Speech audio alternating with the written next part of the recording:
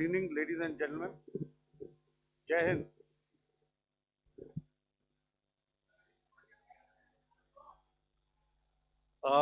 Welcome to this special press conference on Operation Sindoor.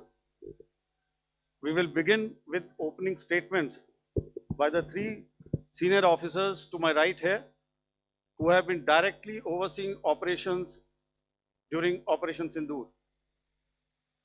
We have Lieutenant General Rajiv Ghai, Director General Military Operations, who will cover the aspects related to land domain. Air Marshal A.K. Bharti, to his right, Director General Air Operations, will provide insights on the air domain.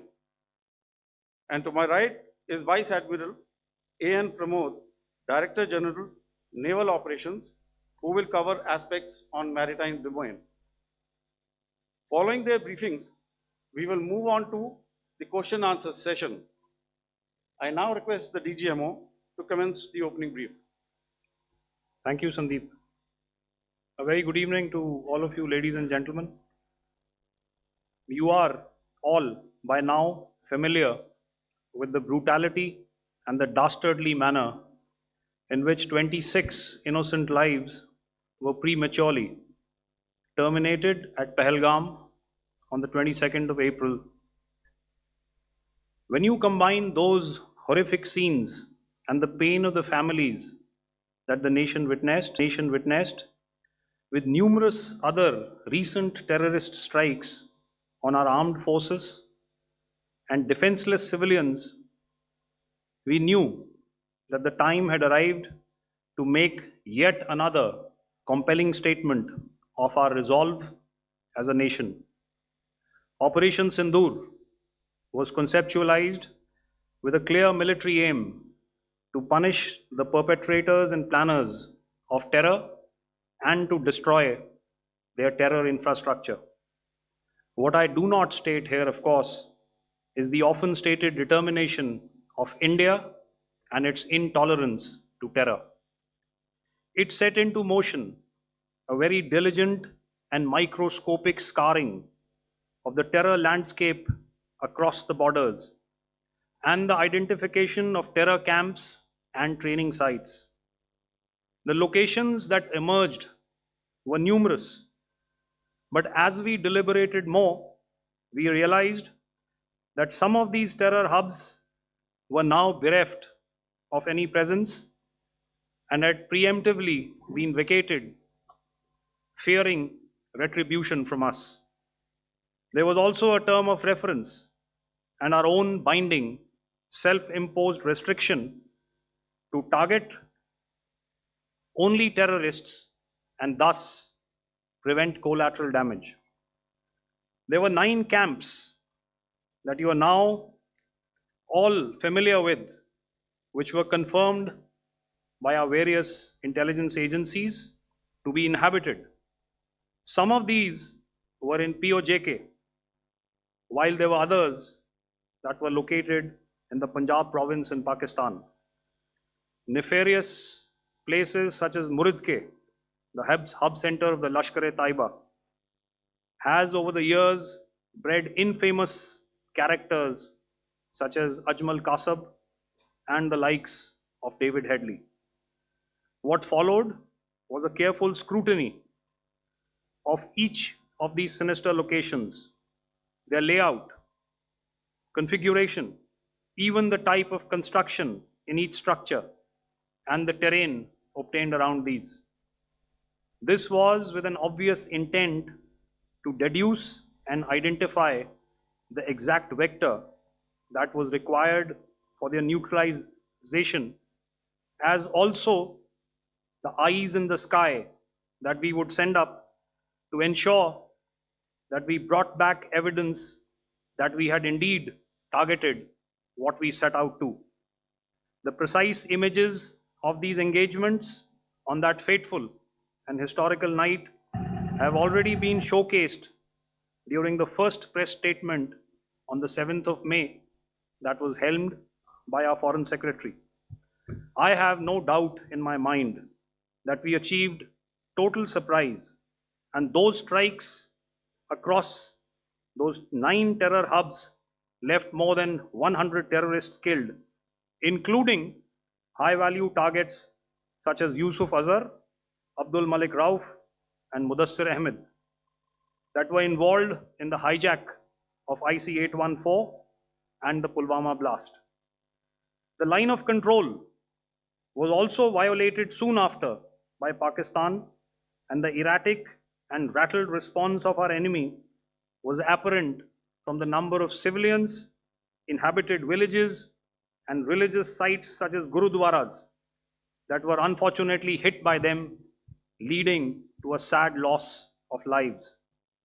The Indian Air Force played a major part in these strikes by engaging some of these camps, and the Indian Navy provided wherewithal in terms of precision munitions. The Indian Air Force obviously had their assets up in the sky, and I will here request Air Marshal Bharti, the Director General of Air Operations, to detail for you the methodology that the men in blue adopted to successfully manifest this mission. Thank you, Rajiv. A very good evening, ladies and gentlemen. It indeed is a difficult time that we have to come here like this and brief you. We could have done without this, but we had no choice. As the DGMO has detailed, the event was precipitated by the dastardly act at Pahलगाम. The sequence of events have already been detailed.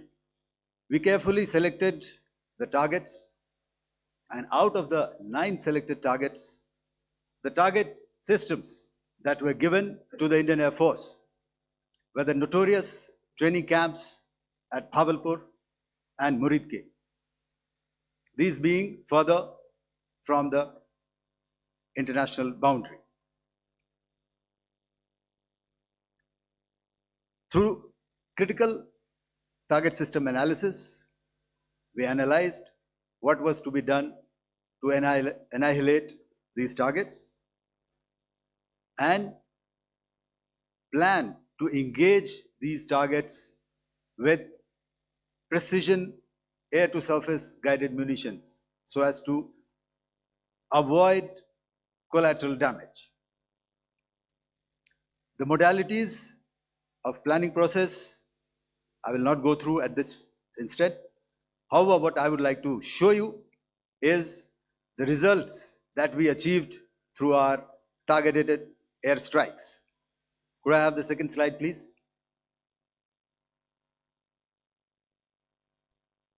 Yeah, change, please.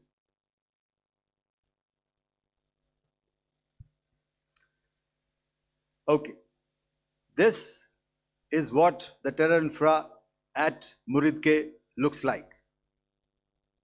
If you see, north is as indicated, and to the right is east, where the international boundary lies. Could we have the next slide, please?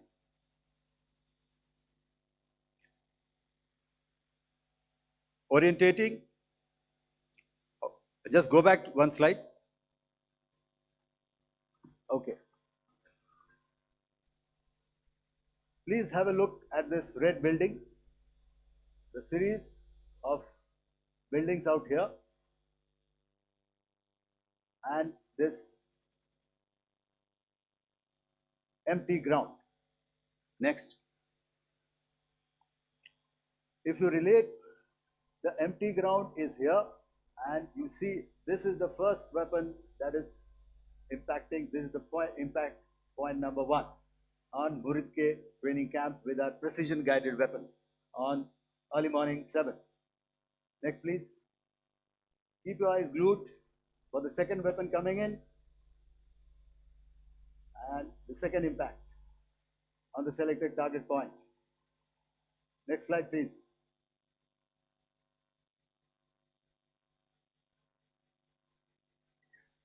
Third weapon, third impact. Continue. And fourth weapon, fourth impact. So through these targeted and precision targeting, we addressed the target at Muridke, which was the training infrastructure. Can you hear me? All right. Okay, I'll come closer to the mic. Now we go to the next target, which is the Bhavalpur training camp. Next slide, please. Okay, just wait.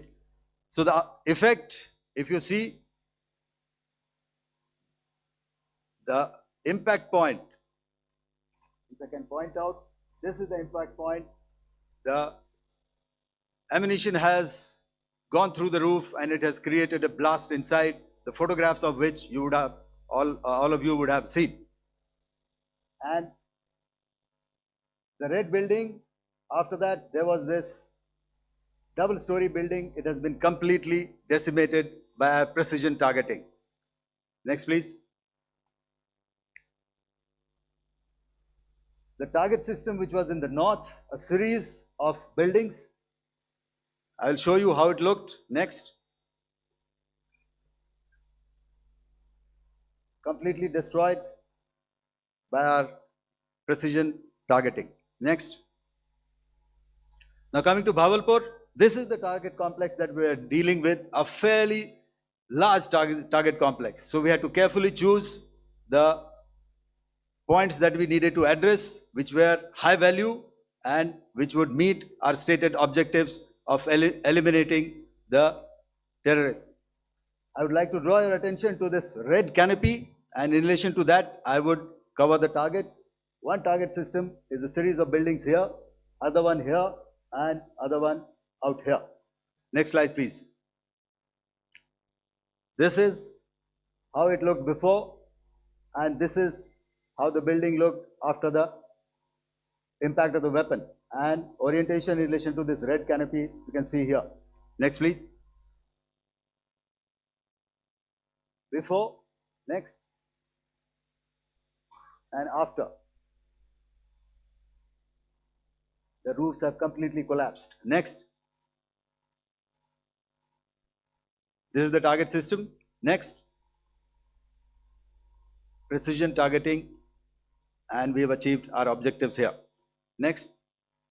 All right. So that was what we did on the 7th. Our objective was to address these two terrorist camps, and that we did with precision. And thereafter, we maintained a robust air defense posture, because remember, our objective was to target the terrorists and terrorist infrastructure, not any other infrastructure, not the Pakistani military, not the Pakistani any other infrastructure. So that is what we have maintained on the 7th of May. However, what we saw in the evening of 7th of May, we were saturated with a raid of Pakistani unmanned aerial vehicles and small drones. And these came in waves in our civilian areas, over our military installations, and all of them were successfully intercepted. Few of them did manage to land. However, there was not much damage that they did. And we have our robust counter-US hard kill and soft kill systems which did the job. However, the difference here was that we had targeted their the terrorists, the adversary now has targeted our civilians and the military infrastructure. So it had to be responded to. So in a quick and calibrated response, that very night, we struck their radar installations at Lahore and close to Gujranwala, the LYT installation, to indicate to him that we are ready, yet we do not want to escalate. Our fight was with the terrorists and not with the Pakistani military establishment. Thank you.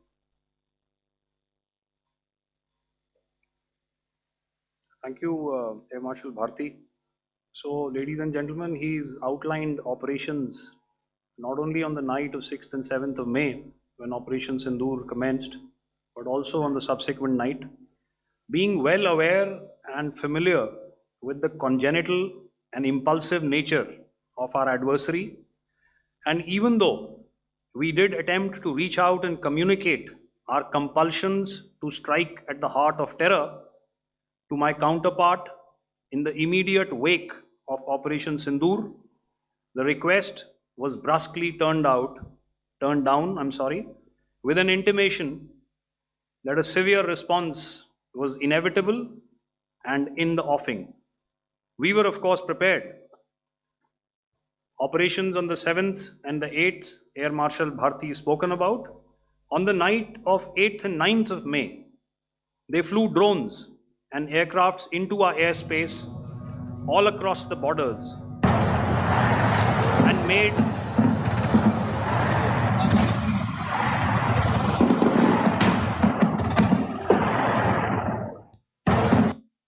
made largely unsuccessful attempts to target numerous military infrastructure. Violations on the line of control by Pakistan also commenced yet again and precipitated into fierce arty engagements. The air operations on the night of 8th and 9th of May, I'll yet again request the DG Air Operations to cover.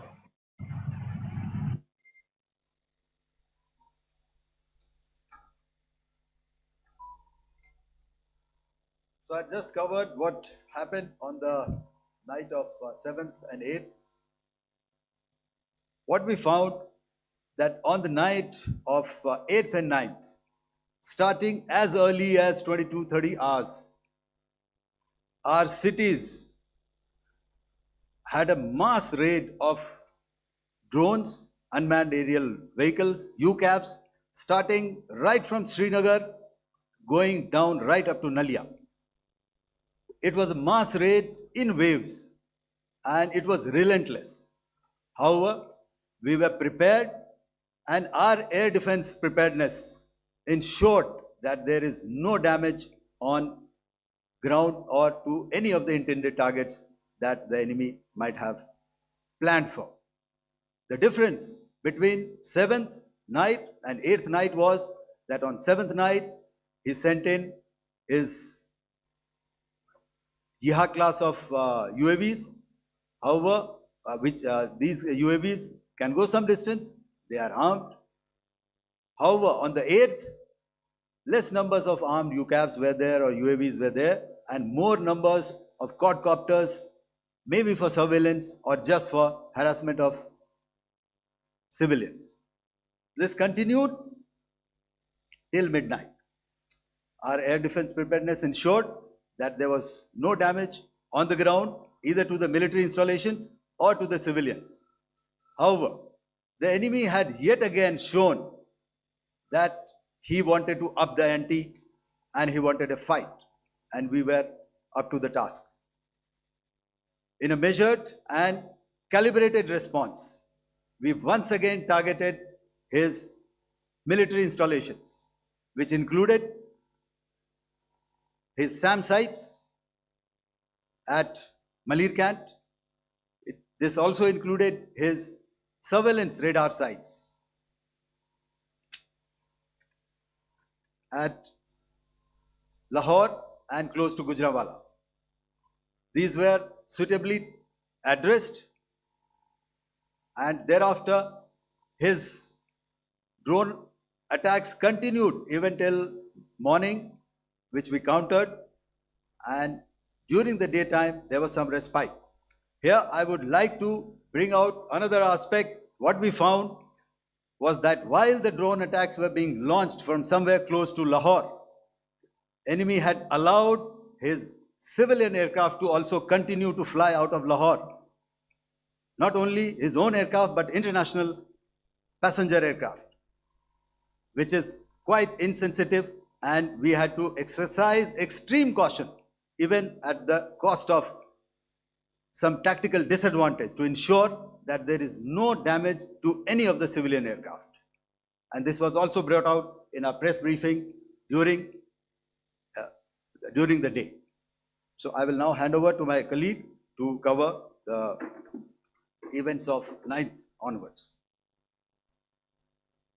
On land, we also undertook certain measures such as deployment of air defense and electronic warfare assets to establish an integrated grid with the Indian Air Force, and I have seen and heard some of you wax eloquent about the benefits of such an architecture when it comes to negating and combating air intrusions. We also carried out deployment to include movement of our forces in the land, sea, and air domains. The night of the 9th and the 10th of May saw similar intrusions by drones and aircrafts, and this time there was a concerted effort to target airfields and some very, very important logistic installations, albeit yet again unsuccessful and denied gallantly and efficiently, I must say, by the integrated Indian Air Force and Indian Army Air Defense. We further strengthened our deployment and also initiated some pressure points to send a very clear and unambiguous message to the other side to desist from any misadventures on land. Some of the airfields and dumps saw repeated attacks in waves from the air. All were thwarted. The Pakistan Army has reported to have lost approximately 35 to 40 personnel in artillery and small arms firing on the line of control between the 7th and the 10th of May. What the other side had probably also not reckoned with was the speedy and precise turnaround and hit back by the Indian Air Force. And I will yet again ask Air Marshal Bharti to speak about these significant and game-changing strikes. I will thereafter request Vice Admiral Pramod, my colleague and Director General of Naval Operations, to tell us about some very telling naval maneuvers in the Arabian Sea that exerted pressure on the night of 9th and 10th of May. Over to you, sir. Commencing about 2000 hours, that is 8 p.m. local time, on 8th of May, several Pakistani unmanned aerial systems, drones, combat vehicles attacked multiple IF bases.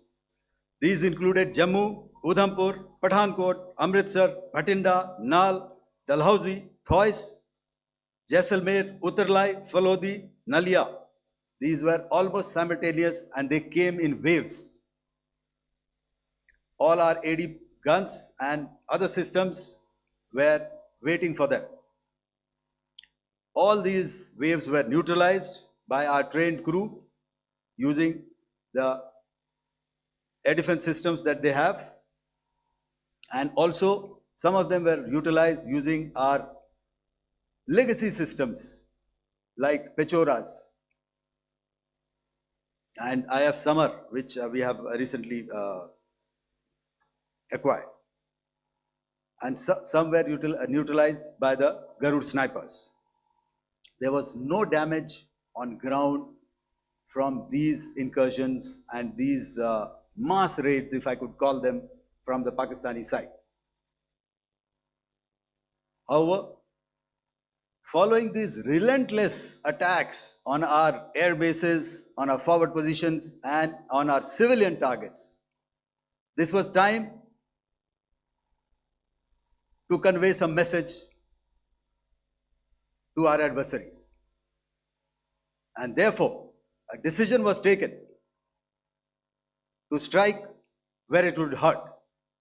And towards that, in a swift, coordinated, calibrated attack, we struck his air bases, command centers, military infrastructure, air defense systems across the entire Western Front. The bases we struck include Chaklala, Rafiki, and mind you, Chaklala is Islamabad. Rahim Yar Khan, Sakar, sending a clear message that aggression will not be tolerated. This was followed by strikes at Sargoda, Bholari, Jacobabad. We also struck the C2 centers at Murid, the UAE complex at Murid, Rafiki, radar at Chunia, which I will show you, Rahim Yar Khan airfield, and the unmanned combat aerial vehicle hangar at Sakar.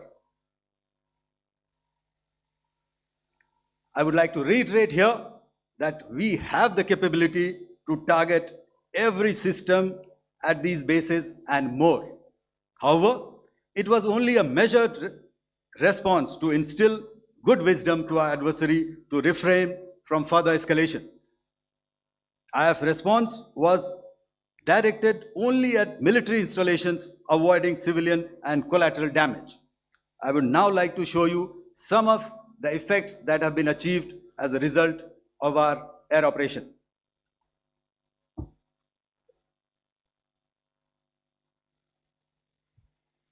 Here is the Pasrur air defense system. If you could see, zoomed up view, this is the radar mounted on a high tower. And after the strike,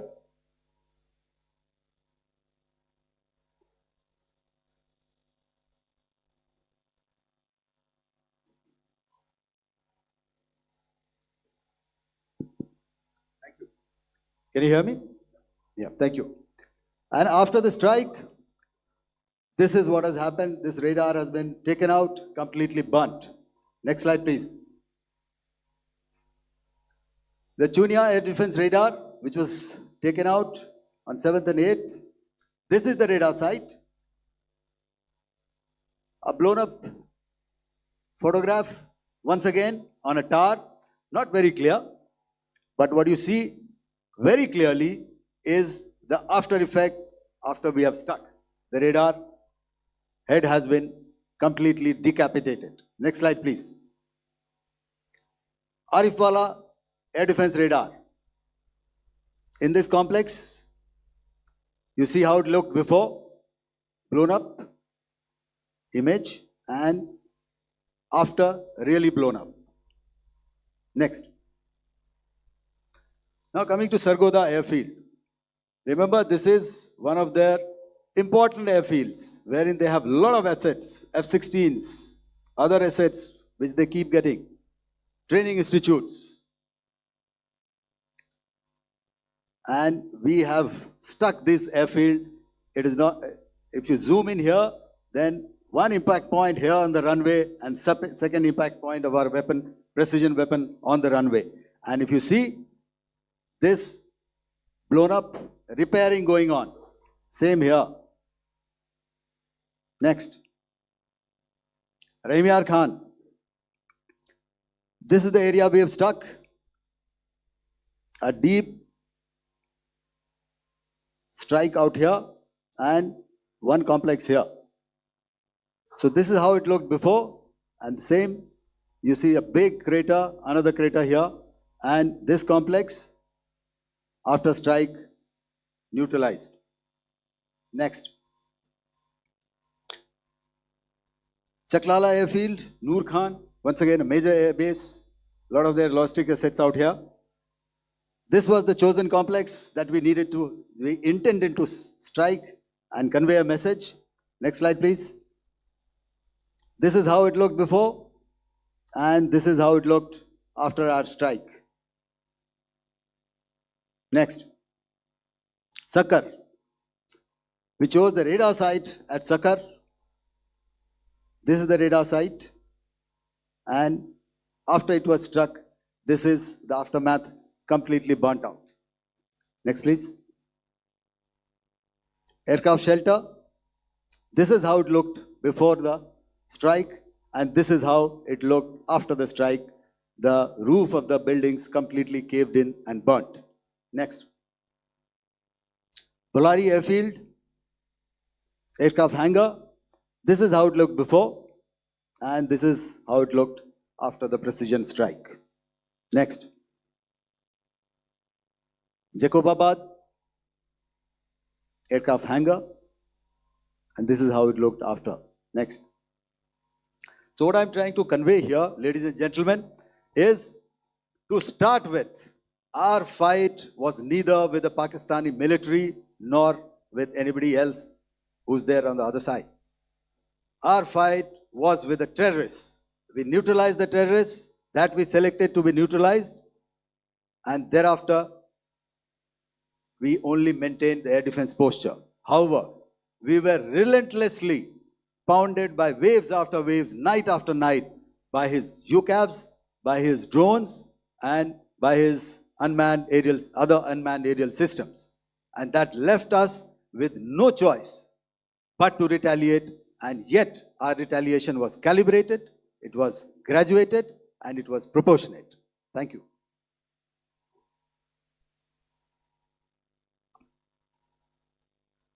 Good evening, ladies and gentlemen. In the aftermath of the cowardly attacks on innocent tourists at Pahalgam in Jammu and Kashmir by Pakistani-sponsored terrorists on 22nd April, the Indian Navy's Carrier Battle Group, surface forces, submarines, and aviation assets were immediately deployed at sea with full combat readiness in concert with the Joint Operation Plan of the Indian Defence Forces. You may be aware that we tested and refined tactics and procedures at sea during multiple weapon firings in the Arabian Sea within 96 hours of the terrorist attack. The aim was to revalidate our crew, armament, equipment, and platform readiness to deliver various ordnance on selected targets precisely.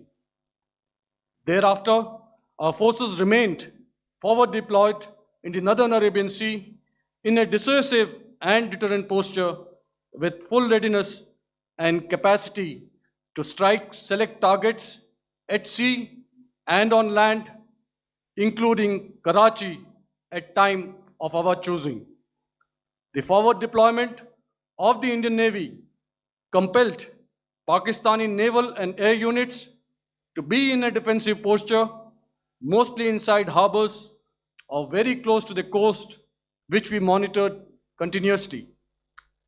The Indian Navy maintained seamless maritime domain awareness throughout the duration and was entirely aware of the location and movement of Pakistani units.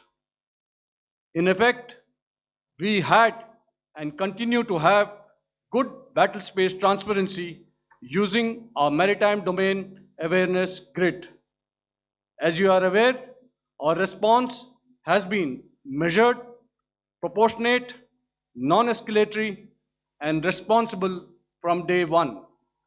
Accordingly, the calibrated approach considered all options, including the ability of the Indian Navy for offensive action from and at sea. As part of this escalation control mechanism, the application of force by the Navy was planned in a synchronized manner in coordination with the Army and Air Force, the highlight being teams from the three services working closely in an integrated manner.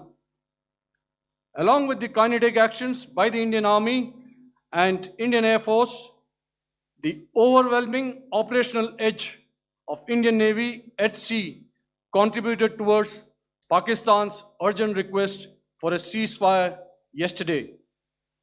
As we speak, Indian Navy remains deployed at sea in a credible deterrent posture to respond decisively to any inimical action by Pakistan of Pakistan-based terrorists. Thank you. Samnovarna, Jai Hind.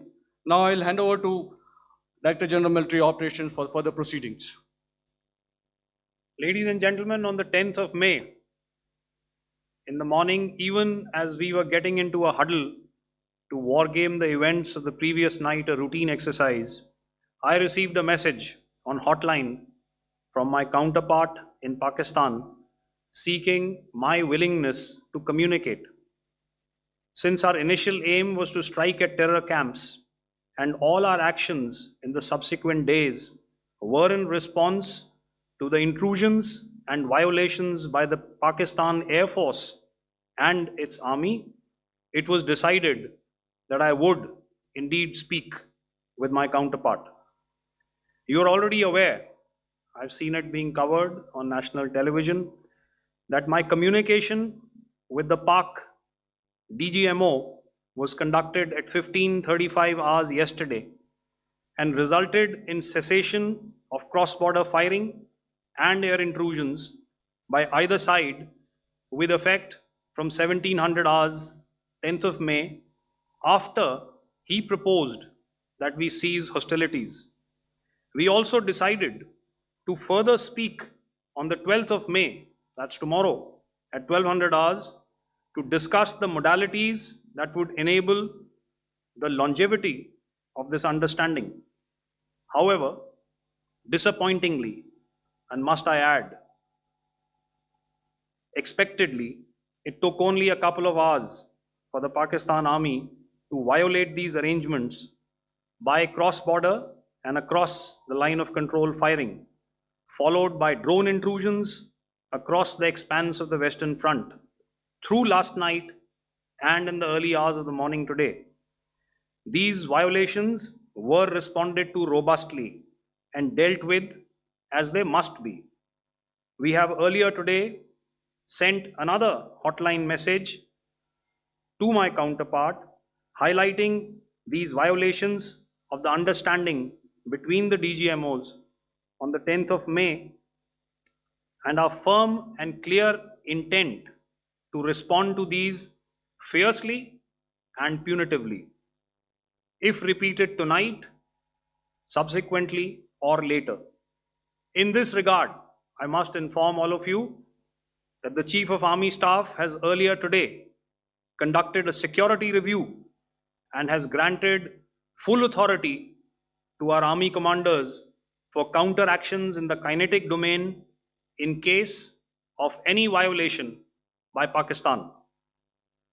In the end, I pay my solemn homage to my 5 fallen colleagues and brothers from the armed forces and civilians who have tragically lost their lives in Operation Sindoor. Our hearts go out to the bereaved families, and we express our solidarity to them in this lifetime and beyond,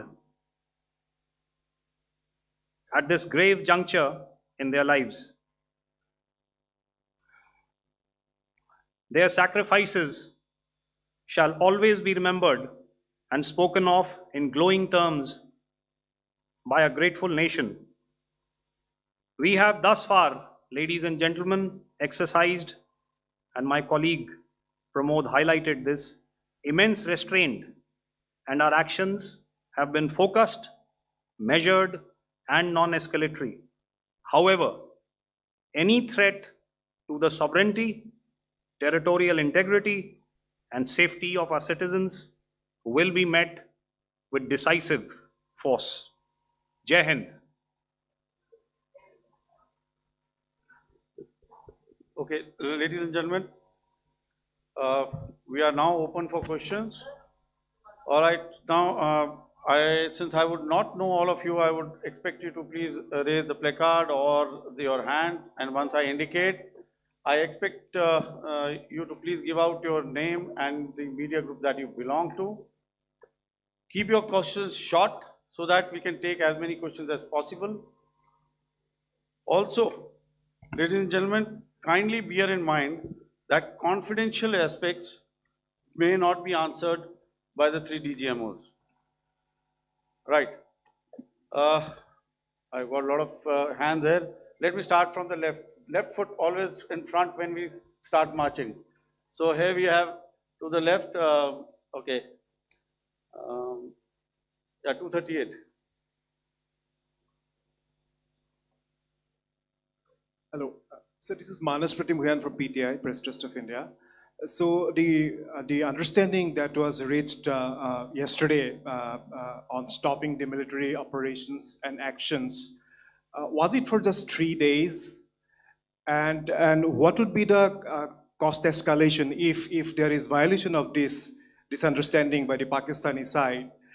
And my subsequent question would be that we have a kind of ceasefire agreement with Pakistan that was finalized in 2003. So will there be some kind of similarities in frameworks between the two kind of understandings, 2003 ceasefire agreement and the current understanding on stopping military operations?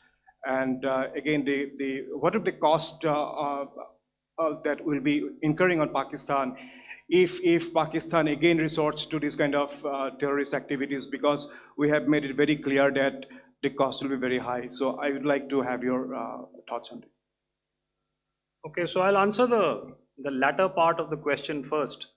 I also want to add that while the initial ceasefire agreement, as you correctly pointed out, is of the 2003 vintage, but I must remind you that in 2021, in the month of February, and this was then when the crisis in Eastern Ladakh was also on, the two DGMOs had spoken and arrived at a ceasefire understanding that lasted right up until this unfortunate attack at Pahalgam. Once our Foreign Secretary had announced the decisions of the CCS in the immediate wake of that attack, he had announced certain measures, and then of course Pakistan had in turn made its own announcements. Since then, there have been certain violations of this ceasefire understanding, and of course after the 7th of May, like I pointed out during my statement, that there have been numerous violations on the line of control especially, and of course along the international boundary by the Pakistan Army and the Pakistan Air Force. This understanding that we spoke about yesterday, no, it was not for 3 days. It was first to stop aggressive and hostile activities immediately, let that order and direction settle down for about 36 hours, and thereafter discuss modalities, like I said, to ensure its longevity. That is tomorrow on the 12th of May. But unfortunately, we had a violation starting at approximately 1900 hours last night, and we've sent a communique, like I said, to the Pakistan Military Operations Directorate, and we will await to what happens tonight. All right. The cost escalation, I'll leave it to your best imagination. I've already said that the response will be fierce and punitive. Now, the right foot forward. Yeah.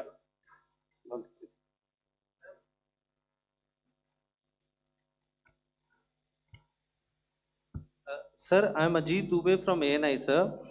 Sir, my question is that you talked about the loss of lives to the Pakistan army, that was around 35 to 40 kills secured by the Indian army.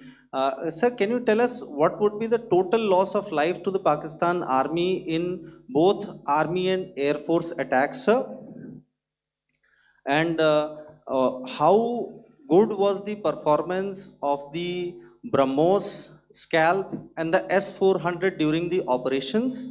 And sir, since we have, sir, just one No line, sir. multiple questions, please. Sir, All right. and since sir, we have achieved such a spectacular, we have made good achievements in this entire operation.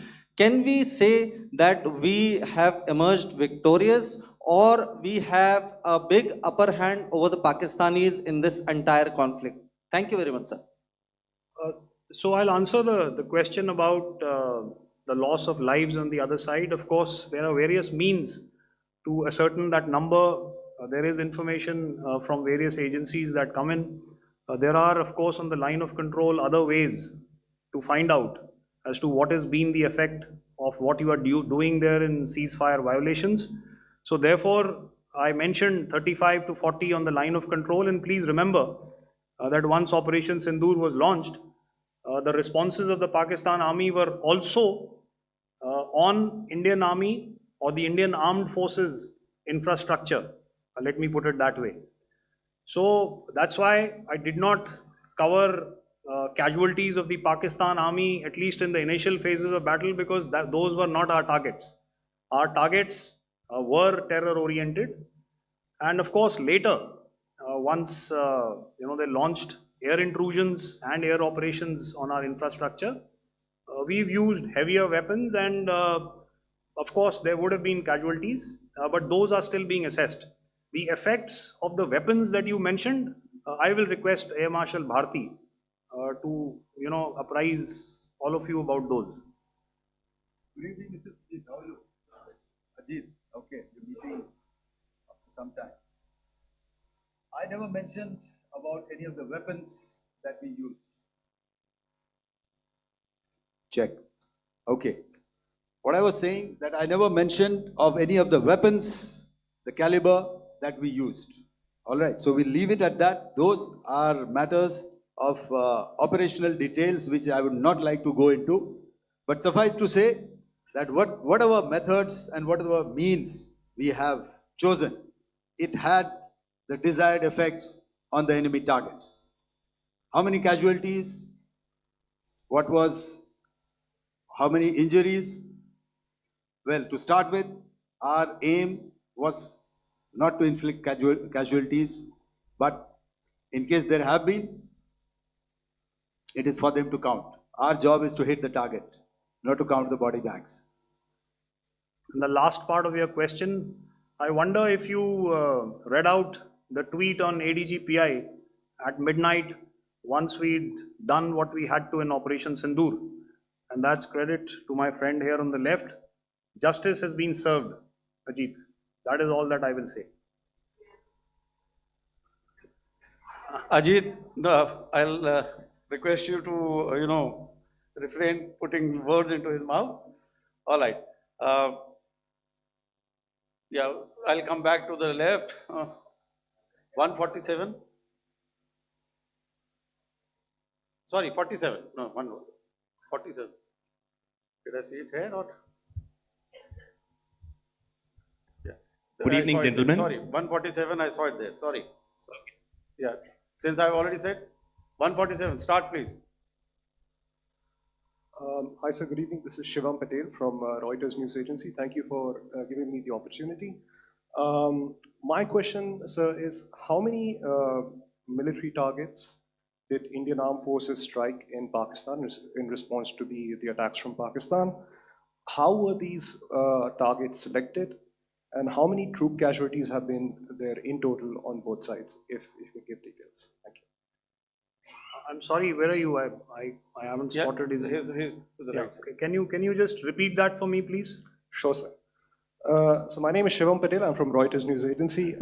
My question is, how many military targets in total did the Indian Armed Forces strike in Pakistan in response to the attack from Pakistan? How were these targets selected? And how many troop casualties have been there on both sides, if you can?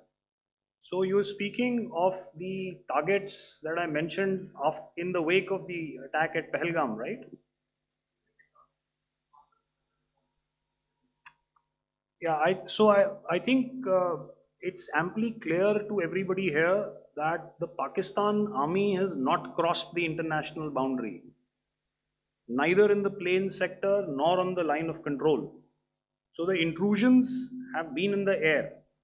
There have been certain attempts on the line of control when ceasefire violations have been on to try and infiltrate and carry out and perpetrate activities that we are all very well familiar with.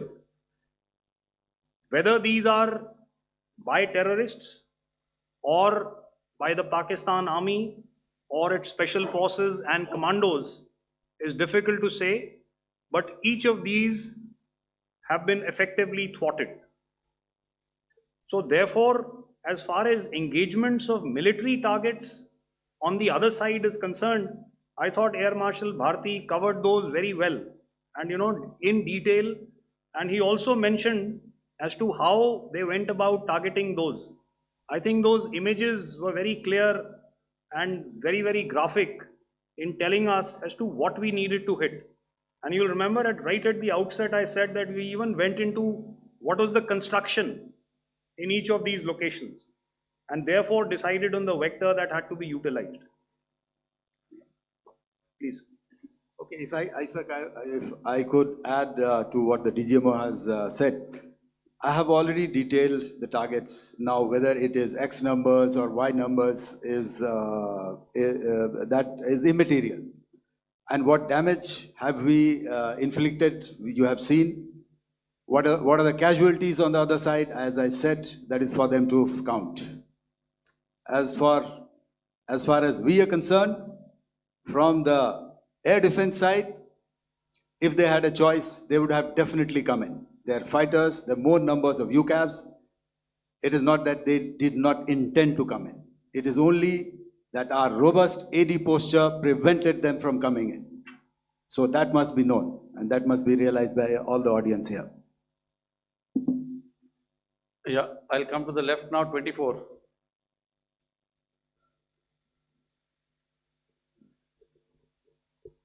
Good evening, sir. This is Anvesh Rath from Z.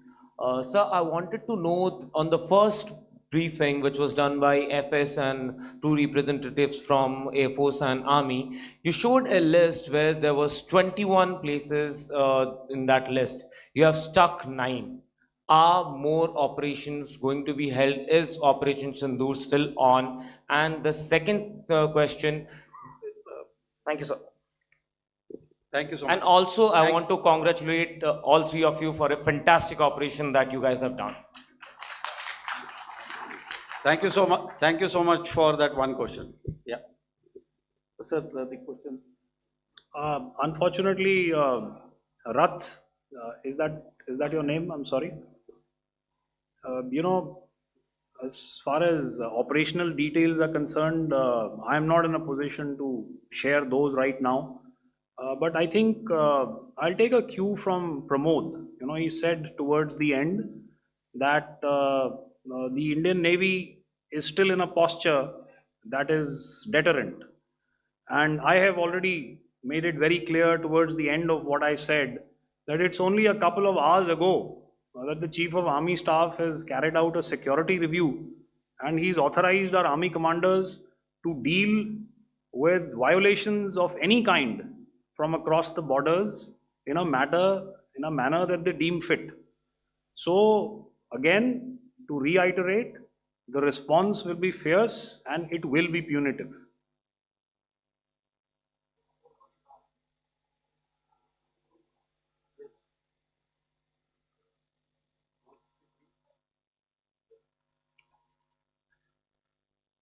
I'll go back this side now.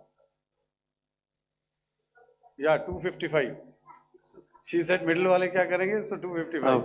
Oh, sorry. Good evening, sir. I'm Shailesh from National Defense. Please allow me, first of all, to pay my gratitude for protecting us Indians. Thank you very much. Sir, since the enemy has been talking about taking down our aerial platforms, it would be deemed fit in case we can reveal that we have taken down their fighter jets. What could be the number? Though you said that they may be not good to reveal the platforms, but since this has come from various quarters in Pakistan, so I believe that we need to answer, in case if you can, sir, if you may allow. The question is for me? Yes, sir. Okay, and if I get it right, you want to know how many of their planes we have downed? Yes, sir. Yes, sir. All right. See, as I said, their planes were prevented from coming inside our border. All right. So we do not have the wreckage with us, but definitely we have downed a few planes. Numbers, we would not like to hazard a guess out here. Okay.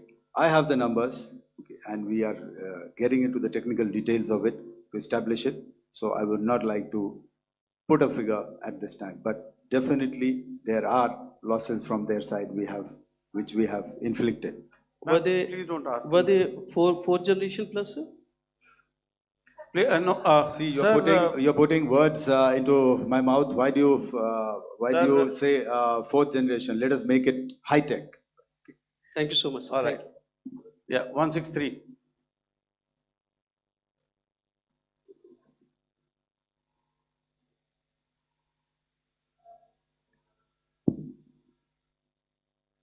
Sir मैं मंजीत नेगी हूँ आज तक से। मेरा सवाल ये है कि इस पूरे ऑपरेशन में जो आतंकी ठिकानों को निशाना बनाया गया, क्या नंबर्स कुछ बता सकते हैं कितने आतंकी मारे गए? कुछ नाम सरकार मतलब कुछ नाम मीडिया में आए भी हैं जो बड़े उसके मास्टरमाइंड थे। और एक सवाल जो आज एयरफोर्स ने भी ट्वीट किया कि ऑपरेशन सिंदूर अभी जारी है और सरकार की तरफ से भी कहा गया, और पिछली बार जब विदेश मंत्रालय की प्रेस कॉन्फ्रेंस पहली हुई थी उसमें वो लिस्ट दिखाई गई थी कि 21 टेरर कैंप आइडेंटिफाई किए गए हैं। तो क्या जो बाकी बचे हुए टेरर कैंप उन पर भी कार्रवाई होगी? और एक नंबर अगर आप बता पाएं कितने टेररिस्ट मारे गए? Manjeet ji, 3 questions. The third one has just been asked here before. So 21 this thing. So I'll request the first to be answered so that we have more number of people who can ask. Manjeet, जब मैंने statement दिया तो मैंने शुरू में ही कहा कि जैसे ही ऑपरेशन सिंदूर कॉन्सेप्चुअलाइज हुआ तो हमारा जो पीछे की कार्रवाई होती है स्पेड वर्क और टारगेट्स को आइडेंटिफाई और एनालाइज करने की कार्रवाई शुरू हो गई थी। मैंने जब स्टेटमेंट दिया तो मैंने बताया कि बहुत सारे थे, हमने 21 दिखाए होंगे और भी हैं, लेकिन वो लिस्ट फिल्टर करते करते 21 तक पहुंची। अब क्या आगे एंगेज किए जाएंगे? अगर ज़रूरत पड़ेगी तो ज़रूर एंगेज किए जाएंगे, लेकिन मैंने बताया कि इस समय जो इंट एजेंसीज ने हमें बताया कि फलाने कैंप में प्रेजेंस है, हमने उनको एंगेज किया। कुछ नाम मैंने लिए, कुछ नाम अभी पुख्ता किए जा रहे हैं। मैंने आपको बताया कि जो इंट एजेंसीज ने अभी तक असेसमेंट किया है उसमें उन्होंने कहा है कि तकरीबन 100 से ज़्यादा मारे गए हैं। और एक आज आपने तस्वीर भी देखी कि काफ़ी प्रोमिनेंट जो फ्यूनरल था, काफ़ी प्रोमिनेंट एक जो हस्ती हैं वो ऑर्गेनाइज कर रहे थे, और उस फ्यूनरल में और कौन कौन लोग अटेंड कर रहे थे वो तो आपने देखा ही। तो आप लोग सब समझदार हैं और मुझे ये कहने की ज़रूरत नहीं है कि इन लोगों को कहाँ से सपोर्ट मिल रहा है। अगर नहीं मिल रहा होता तो ऑपरेशन सिंदूर नहीं होता, तो उसी की वजह से है ये ऑपरेशन। तो मेरे ख्याल से मैंने आपके सारे सवालों का जवाब दे दिया है। Ma'am.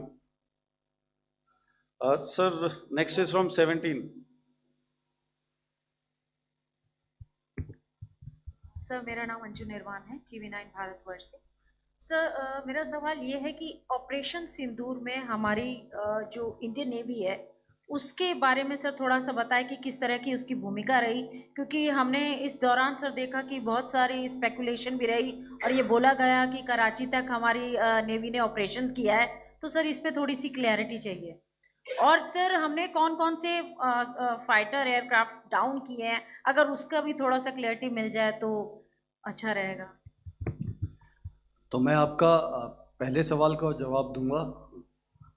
I will make few sentences and leave it for your imagination.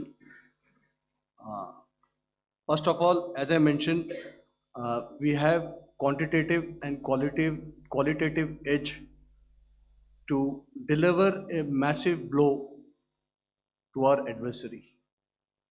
and we completely dominate in the maritime front. Indian Navy's action is part of the escalation ladder mechanism which we have worked out amongst three services. This time, if Pakistan dare take any action, and Pakistan knows it, what we are going to do. That's all. आपके सवाल का जवाब मैं पहले दे चुका हूं। आपके सवाल का जवाब मैं पहले दे चुका हूं, इसलिए मैं बस उस तक ही सीमित रखूंगा और इतना कहना चाहूंगा कि आने वाले दिनों में आपको खुद ही पता चल जाएगा और ऐसी बातें छुपी नहीं रहती हैं, तो पता चल जाएगा. So at this time we'll just let it be. Okay, ladies and gentlemen, we have one or two more questions, sir. So please, they are going to be outside. You can speak to them there also. 104, 104.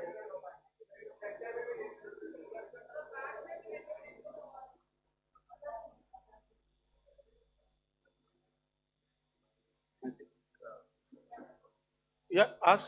Sir, Dinakar with the Hindu newspaper. Are you surprised that you got this question? No, sir. Just look. Sir, can you give a number of assets we lost, because there's been a lot of speculation going on, international media writing a lot of things about our platforms, including Rafales. I mean, Pakistan claiming that Rafale has been downed, etc. Can you put that question to rest and clarify on that? I guess that question is for me. All right, I'm happy that you've asked this question. You know, we are in a combat scenario, and losses are a part of combat. The question that you must ask us, okay, and indeed that we must ask ourselves, you inclusive, is have we achieved our objectives? Have we achieved our objective of decimating that terrorist camp? And the answer is a thumping yes. And the results are for the whole world to see. As for the details, what could have been, how many numbers, which platform did we lose? You know, at this time, I would not like to comment on that, because we are still in a combat situation. And if I comment on anything, it will only be advantage adversary. So we don't want to give him any advantage at this stage. All I can say is that we have achieved our objectives that we selected, and all our pilots are back home. Thank you. Okay, hold, please don't, please be civil here. So we'll have 220 now. Hello sir, this is Anita Chaudhary sir from Swadesh newspaper.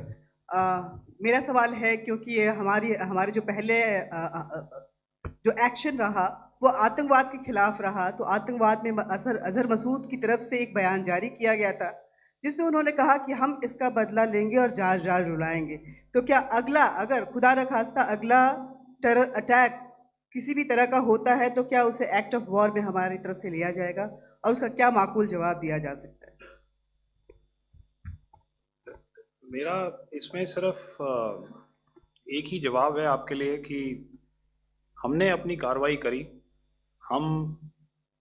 हमने उसके बाद मैंने अपने statement में भी बताया कि ये कम्युनिकेट करने की कोशिश करी कि हमने इस तरीके से ये जो स्ट्राइक्स हैं वो क्यों की. लेकिन जो हमारा एडवर्सरी है उसने जैसे मुनासिब समझा वो कार्रवाई करी. तो आपने देखा कि ये जो एक्टिविटीज़ चल रही हैं 3-4 दिन से, ये कोई वॉर से कम नहीं है.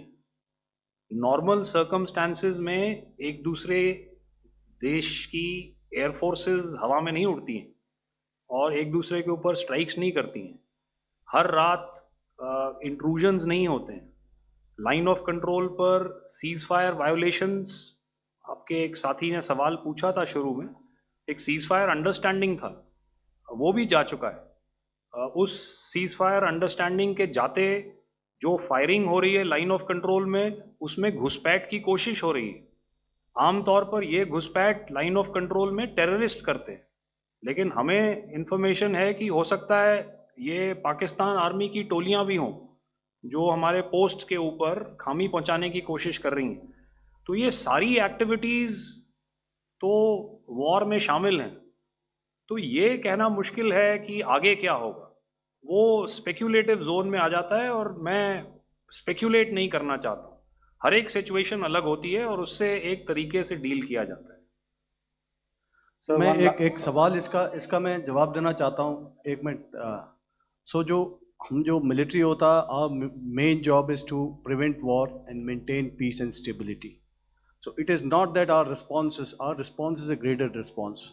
That means अगर किसी ने किया तो उसको graded उसमें किया, जैसे terrorist action हुआ तो what we did is a terrorist action and we destroyed all the terrorist camps.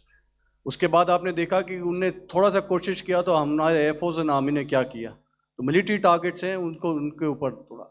So our aim is to maintain peace and tell our adversary that you do this and the response will be bloody.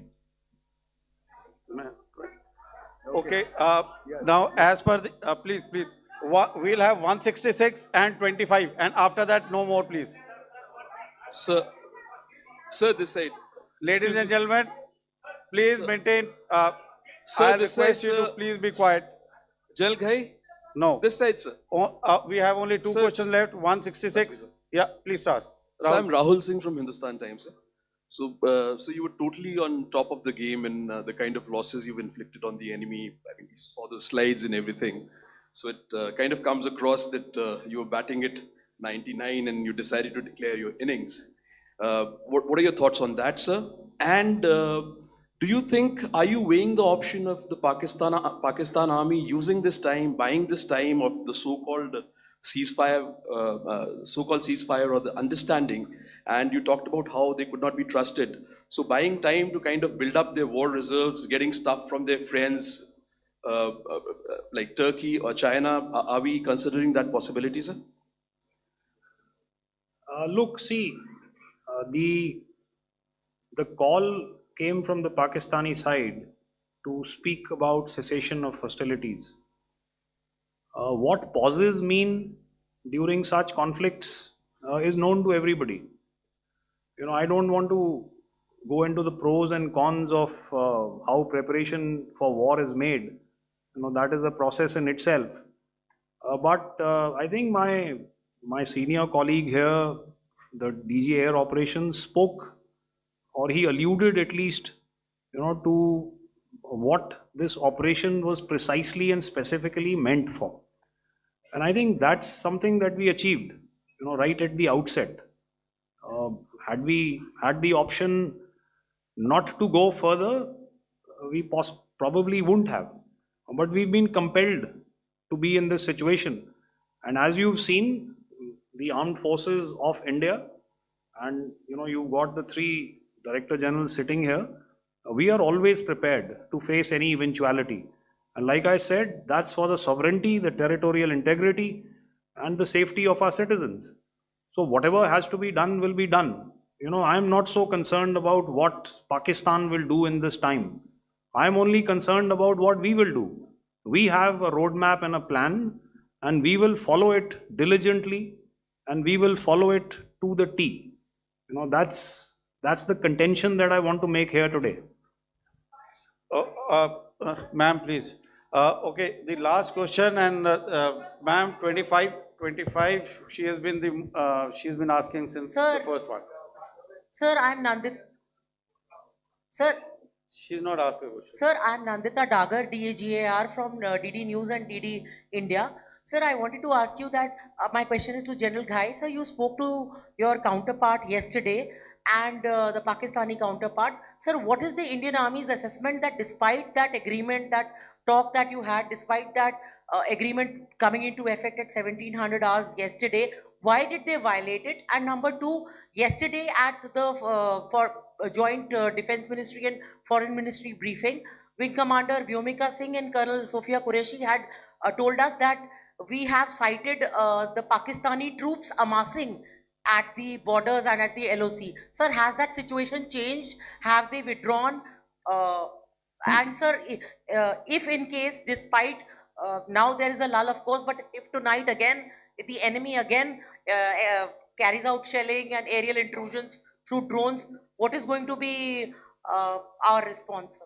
Thank you. So without outlining the specifics of that response, I've already made it clear that there will be a response and it will be fierce and it will be punitive. Why the Pakistan army chose the option of violating the understanding that was arrived at earlier yesterday, I think that's a question that we best answered by the Pakistan DGMO. I wouldn't be able to give you that. But in situations such as these, and if you go back into any conflict, sometimes these understandings take time to fructify and manifest on ground. But without getting into the reasons, it is our mandate to be prepared at all times, and that we were. It's not as if because there was an understanding we weren't prepared. I must tell you that the armed forces were on a very, very high alert, and they continue to be in that state even as we speak. Oh, all right. Ladies and gentlemen, please, ma'am, please. Okay, thank you so much for coming today. Those who have missed asking a question, those who have missed, see, I knew I'll grab this attention from you like this. Those who have missed the opportunity to ask a question can give me a written one. I will definitely get back to you with that. And also, they are they are invited for a cup of tea in my office day after tomorrow. Thank you, ladies and gentlemen, for coming. Thank you. Thank you very much. Jai Hind. Jai Hind.